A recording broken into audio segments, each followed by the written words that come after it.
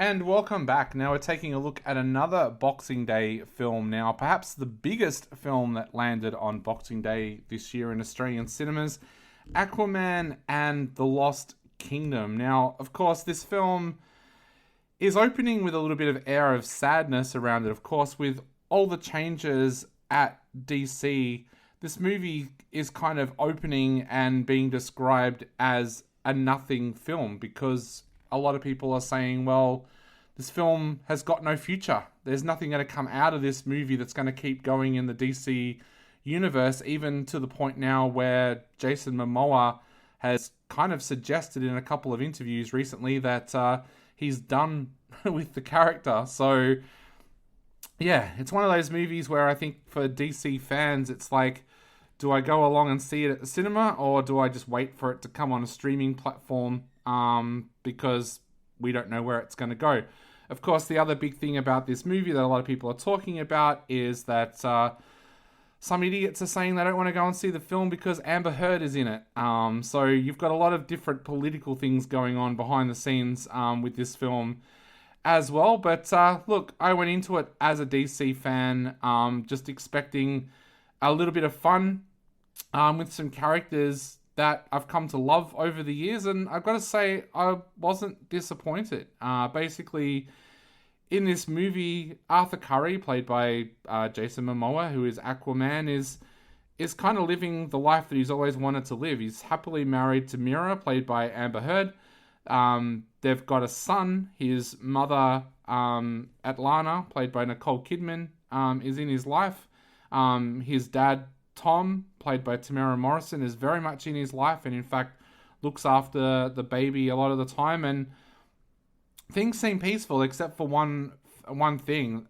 The world is still going through a climate crisis, and Arthur is getting a little bit frustrated that as a king he can't make decisions himself, that this almost like board of directors group often override him, and that is pretty annoying. But then all of a sudden the world is thrown into more disarray when a scientist, Dr. Stephen Shin, played by Randall Park, who is working for Black Manta, played by Yahya Abdul Mateen II, uncovers a kind of lost kingdom. When Black Manta goes down into this kingdom, he suddenly finds the Black Scepter, which basically haunts him and turns him completely evil, as if he wasn't evil enough, turns him completely evil with a plan on basically destroying the world and killing Arthur, which is his number one priority. Now, in order to stop this new and improved Black Manta, Arthur finds himself having to work with his brother, Orm, played by Patrick Wilson, who of course is his sworn enemy. So watching the two come together and have to work together as brothers is not only entertaining, but of course provides some suspense there as well, because despite what their mother says, you kind of get the feeling that Orm will kill Arthur himself if he gets the opportunity. Or has he reformed? That's the other question that you're left asking as well. So, Lee, what did you think of Aquaman and the Lost Kingdom? Well, I think if you're considering watching it on TV versus cinema, it is a film that needs to be seen on a big screen. Yep. I think, the big action moments, all the CGI, the visuals, I think you really need to see that on a big screen. Yeah. Of course, it's a superhero movie, so you have good versus evil. That comes through very clearly, as always. You've got the superhero moments, you've got the big fight scenes, and all of that. I think for me, the highlights of the film were more the family moments. Yeah. I really enjoyed the scenes between Arthur Curry and King Orm, who of course played respectfully by Jason Momoa and Patrick Wilson. I think Patrick Wilson especially brings something to this role, as does Jason Momoa, and they were probably my favourite scenes. But also you go. And that classic line of no one gets to hit my brother except for me. I love that line. So Yeah. So, and you see the brothers' relationship change over time, and it's quite entertaining to watch that happening. I also enjoy the role of Tamira Morrison, who plays the character of Tom Curry, and that is, of course, the father of Jason Momoa's character. Yep. And there's a baby, of course, that's arrived into the mix, and Amber Heard's character is the mum. And with this baby, you can start to see that he's like his dad. He has some special and connection. His mom's a mermaid, yeah. True. But he has special connection with sea life, with the fish. And you can almost see that if DC could progress with these films, if they could, that could be another future film. Or we should say, if they do, which Yes. they should, to the head of DC out there. Yeah, so, and just the family moments are really lovely. And of course you have Atlanta, who is played by Nicole Kidman, and she is the mother, but she's not been the best mum. But you have those inter-family scenes with her becoming protective of her family as well, and of course of her world, and wanting to save her world. There's a lot of CGI in this film. I think something that I would like to have seen more is that Aquaman, of course, has a natural connection with the sea and can communicate with sea life, and I just feel like there was so much CGI that the film missed out on some of that natural beauty. Yeah, I wonder how much COVID played around with that, because it would have been very difficult for them to travel during that time. And there's an island that they go to at one point that is completely CGI, which kind of works because it looks like something out of the John Carter universe. But I just wonder whether or not, if they'd been able to travel at that time, would that have been the Daintree rainforest in Far North Queensland rather than a CGI kind of thing. So yes. Yeah. So I'm not sure of the answer to that. But what I did miss out of it was a natural connection with a merman, a king, who is naturally connected to the water, to his seahorse, to the ocean in all aspects. But everything felt unnatural, just because of all the CGI. And you've also got the storyline of seeing the baby starting to connect with fish, but in the big fight scenes, in the protection of the kingdom, I don't feel like there was enough connection with the sea life to help them win the fight. I think that there should have been more of that.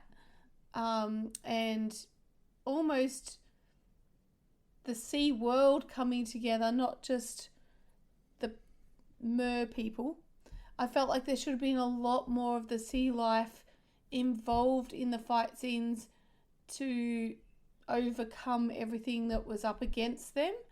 So for me, I just feel like it missed it, because it is about people who live in the sea and a beautiful connection that they have with that whole world.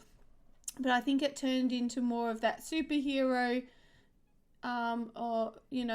that whole superhero theme of good versus evil, which we want to see good win. We want to see evil come down, Yeah. And there was lots of fight scenes, but I just felt like being based on water and everything to do with water, it was kind of missing some of that for me. I thought they missed a really good thing they could have done here, where one of the storylines in this is that Black Manta and what he's doing is causing global warming, and causing the destruction of the oceans. We needed to see that. Like, I actually thought that you should have shown things like whales beaching themselves, dolphins dying. Like, they're the things that are going to get Mira and Arthur and Alana angry. Like, this is their kingdom. This is their ocean. They're sent to protect these animals, like these sea creatures, and they're being destroyed. But that could have also been a powerful message about what we as humans are doing to our oceans. Yeah, I thought they missed that, and I'm surprised that James Wan did, because he's normally a director that's willing to push the envelope. We should mention James Wan directed this, but I thought if you wanted to make this a really powerful story about what big business is doing to our oceans, then they should have shown that, and you would have got more out of the anger. There would have been more out of that relationship between Orm and Aquaman, because despite his downfalls, Orm still loves the ocean. That's his domain. I thought they missed that a little bit. They could have played around with that a little bit more and shown the destruction, rather than just the odd mention of, the polar caps are going to melt and destroy the Earth. We did see some shots of like tornadoes and cyclones and stuff happening when Tamara Morrison's character was watching the news, but I would love to have seen scenes of like how it was destroying the ocean, killing these creatures that this team is there to protect. Yeah. What I did like too was the storyline about the Black Trident. Yeah. I won't go too much into that, because obviously if you're a fan of these movies, go watch it for yourself. Yeah, I overall enjoyed this film. I enjoyed it overall. I just had wished for a little bit of a different way of filming it, I guess. Yeah. And having more natural scenery within the film. Yeah. Do love the acting though of, all of those that I've mentioned so far. For me, also, I love those touching scenes between Arthur and his dad, which were really well performed by Tamara Morrison and Arthur. And there's a really beautiful line in there where the baby won't settle, and Arthur says, like, I've got a wife, like, Mira's here. We are both tired. We're both falling apart trying to look after this baby. How did you do it on your own? Kind of thing. And it was just a really touching moment between father and son. Yeah, I think they do really well with the family moments. Yeah.